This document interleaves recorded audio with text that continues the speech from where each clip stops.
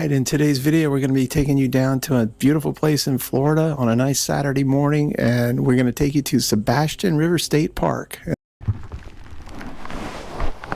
Here we go. Nice little trip down to Sebastian Inlet.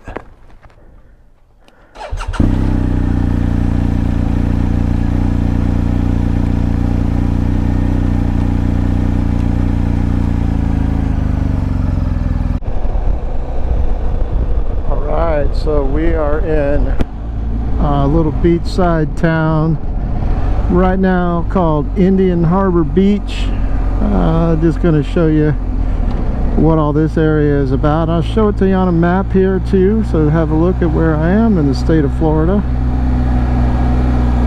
And these little beachside towns are literally everywhere. I think they're beautiful.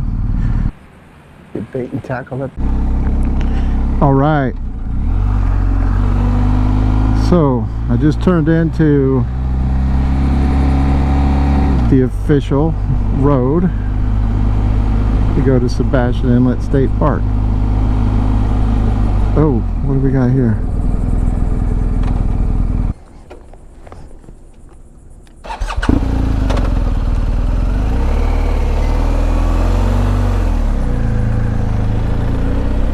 All right, let's see what we got here.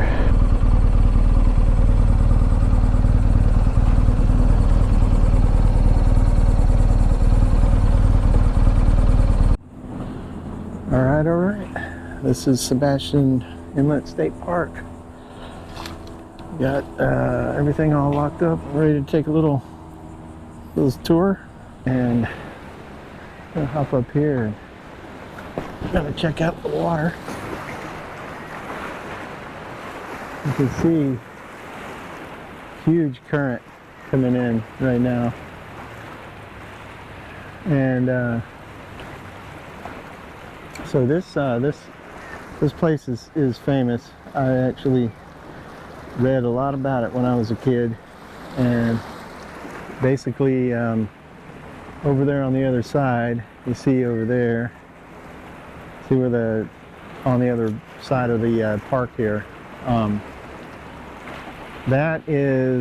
That's locally known as Monster Hole, and so because fishermen and boats drop their bait and they, kind of chum up the sharks over there, so they call it Monster Hole. But they found a fleet of Spanish galleons there. It was the fleet of 1715, and they found the first boat they found was the cabin wreck, and they found gold, all kinds of stuff. So back in the early 1700s, think about that, 1700s, there were Spanish galleons right off of this inlet. So you can see how clear the water is, because it's bringing in it's got this current flowing through here. So the water here is really pretty. The inlet itself can get pretty rough for a boater going out. It can get pretty rough. A famous surf spot right here, but there's probably no waves today. But when it gets good, it gets really good. They found these stones that were perfectly round, or almost perfectly round, and flat, and they were really, really good for skipping across the water. And they would throw those stones out there, and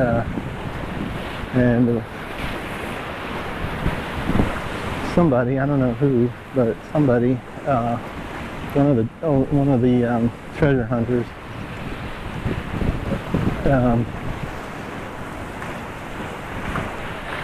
took one of those stones and started chipping away at it, and chipped the black outer shell off of it, and it was a Spanish piece of 8.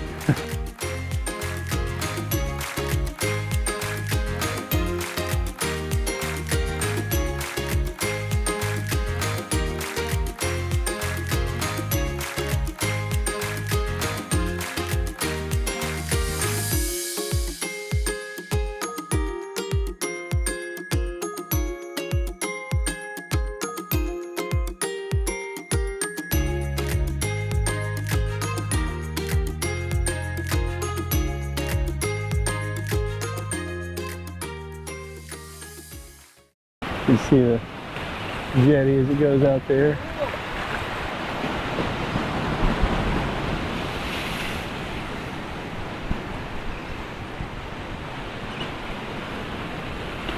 Nice, but this area right here is the surfing area. Look at all the bait fish. I don't know if you can see the bait fish in the water right there. But there's a lot of wildlife in the water here, for sure. You see those boats heading out, probably to catch some dolphin or something like that. And look at the currents when they're flowing in. You see them over there?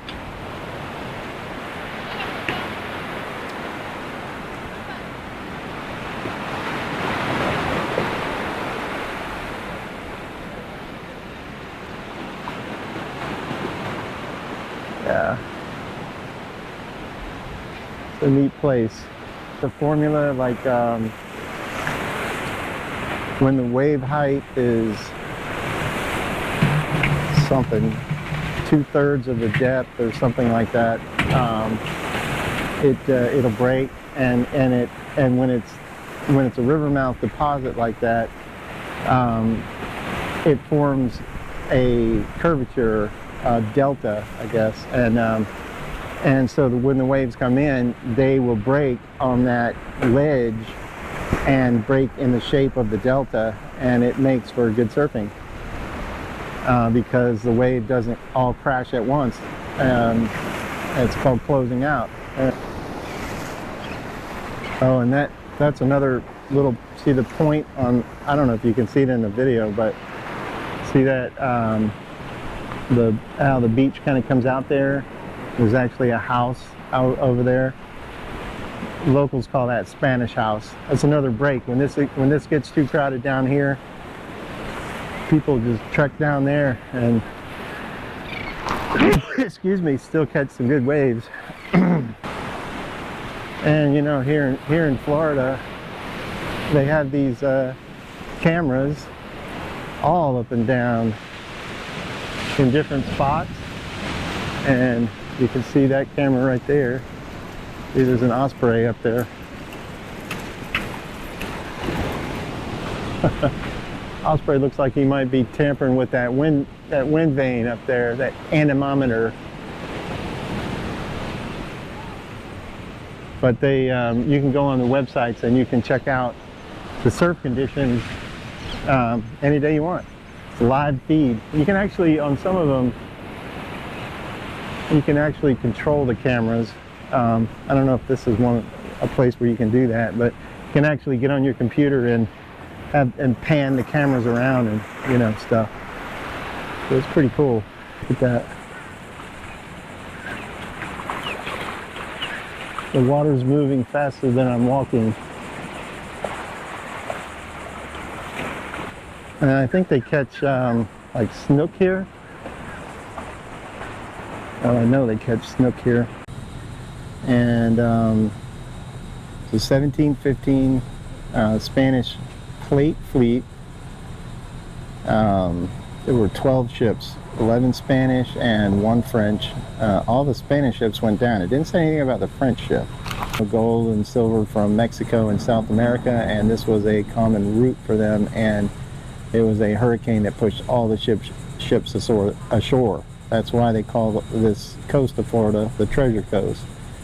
And I guess people still go up and down the beach here with metal detectors and stuff like that, and try to find a little goodie, you know, especially probably after a hurricane comes through and it messes all the water up. This is the view from a place called the Crow's Nest. And according to this sign right here, it says a legendary gathering place called the Crow's Nest stood not too far from here until the tract on which the building stood became a state recreation area in the 70s. Its proprietor, Jack Forte, was known to fishermen from all over the world. He was a one-man weather station, fishing expert, first aid station, and provided many colorful tales. He's known as Captain Jack as a reminder of the hardy individuals who settled Florida. Captain Jack, that's where it comes from.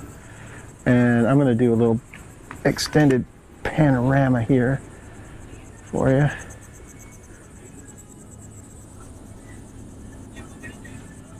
And That's there. Right, see right to the right over here is the inlet. You see the boat still coming in and out. People still fishing. Jet skiers out there. Pretty cool stuff. And oh, I didn't show you the actual place. That is the Sebastian Surfside Grill. They have beer. It's air conditioned in there. And it's a neat little building. And back over there you can see the river continue to extend out. And I'm going to go over that bridge in a few minutes, and I'm going to go to the other side of the park and let you see that, and then head on back and see. There's beautiful lunch. Nice fish and chips. About 15 bucks. Okay, I'm coming over that bridge that I was just showing you there.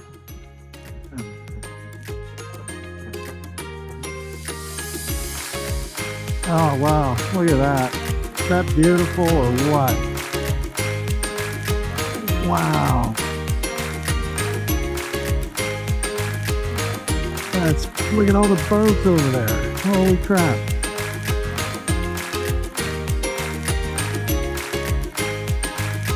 That's awesome. Okay. Orchid Island.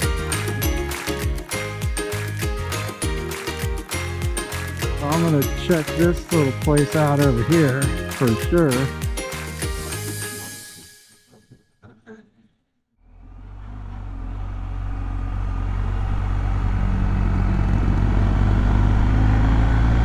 Some RVers here.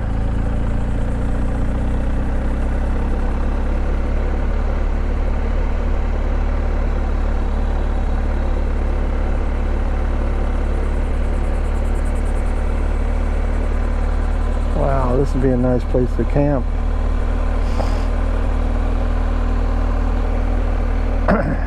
Yeah. People have tents out here. Couple of RVs. Man, this is cool.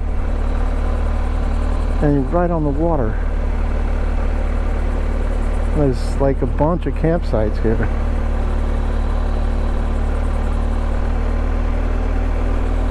Get up in the morning and do a little fishing, eat some breakfast. Looks like they have showers over there. Yeah.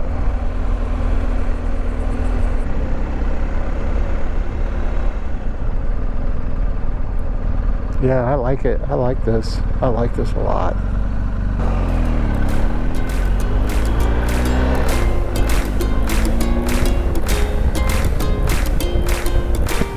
And here we are coming back over this bridge. This is a really cool view from up here, honestly. Look at this. That's awesome. Oh, that osprey's got a fish. You know how you can tell if it's an osprey or an eagle, right?